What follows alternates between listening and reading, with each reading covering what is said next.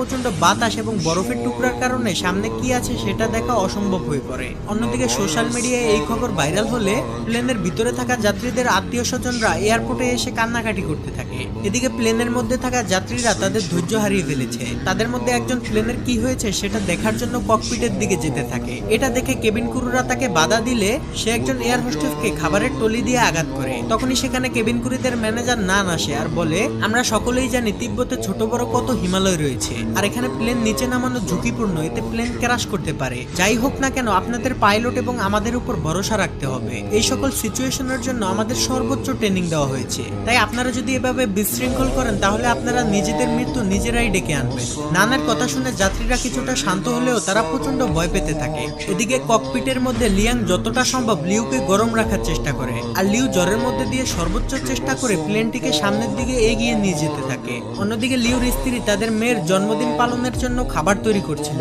তখনই তাকে কেউ একজন ফোন করে লিউর বিপদের কথা জানায়। ফলে সে আতঙ্কিত না হয়ে তার মেয়েকে সান্ত্বনা দিতে থাকে, কারণ তার অগাধ বিশ্বাস তার স্বামী প্লেনটিকে সঠিকভাবে ল্যান্ড করাতে পারবে। এদিকে লিউ প্লেনের ভিতরে আস্তে আস্তে অজ্ঞান হয়ে যেতে থাকে। সে তার চোখের সামনে দেখে তার স্ত্রী আর মেয়েকে নিয়ে সে একসাথে জন্মদিনের কেক কাটছে, কিন্তু তখনই লিয়াং লিউকে জাগিয়ে দেয়। এরপর লিউ দক্ষতার সাথে ওই কালো মেঘের মধ্যে দিয়ে প্লেন চালিয়ে নিয়ে যেতে থাকে। কন্ট্রোল রুমে থাকা সবাই রাডারে দেখতে পায় প্লেনটি ঝড়ের মধ্যে সব থেকে বিপজ্জনক জায়গা দিয়ে যাচ্ছে, যেখান থেকে বেঁচে ফিরা প্রায় অসম্ভব। তারা সকলে যেন নিস্তেজ হয়ে একটি সিনেমা দেখছে। কন্ট্রোল রুমের ম্যানেজার বলে, এখন সবকিছুই পাইলটের হাতে, এমনকি বাইরে যাত্রীদের আত্মীয় স্বজনরাও তাদের জন্য দোয়া করছে। এদিকে প্লেনের ভিতরের পরিস্থিতি আরো খারাপ হয়ে যায়। প্রচন্ড ঝাঁকুনির কারণে প্লেনে থাকা যাত্রীদের ব্যাগগুলো তাদের গায়ের উপরে পড়তে থাকে। ঠিক তখনই প্লেনটি হঠাৎ রাডার থেকে অদৃশ্য হয়ে যায়। এটা দেখে কন্ট্রোল রুমের সবাই হতভম্ব হয়ে যায়। সবাই মনে করে প্লেনটি হয়তো ক্র্যাশ করেছে। সবাই প্রচন্ড ভেঙে পড়ে। কন্ট্রোল রুম থেকে তাদের সাথে যোগাযোগ করার জন্য সর্বোচ্চ চেষ্টা করে, কিন্তু এতে কোনো লাভ হয় না। তারা সকলেই বুঝে যায় প্লেনের ভিতরে হয়তো আর কেউই বেঁচে নেই। কিন্তু না, অলৌকিকভাবে যাত্রীরা তখনও জীবিত ছিল এবং প্লেনটিও চলছিল।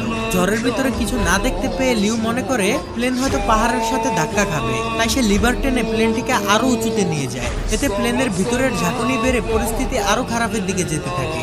লিউর মাথায় তখন একটা জিনিসই ঘুরছিল যে প্লেনের মধ্যে থাকা 19 জন যাত্রী এবং সে সহ 9 জন ক্রু মেম্বারের জীবন এখন তার হাতে, অর্থাৎ 128 জন মানুষের প্রাণ হাতে নিয়ে লিউ তার সম্পূর্ণ অভিজ্ঞতা দিয়ে প্লেনটিকে কন্ট্রোল করতে থাকে। মৃত্যুকে কাছ থেকে দেখা যাত্রীগুলো এখন তাদের মনের কথা বলতে শুরু করে। অনেকে এই জীবনের শেষ ভিডিও বানায় তাদের প্রিয়জনদের জন্য। আর কিছুক্ষণের মধ্যেই প্লেনটি ঝড় থেকে বের হয়ে আসে।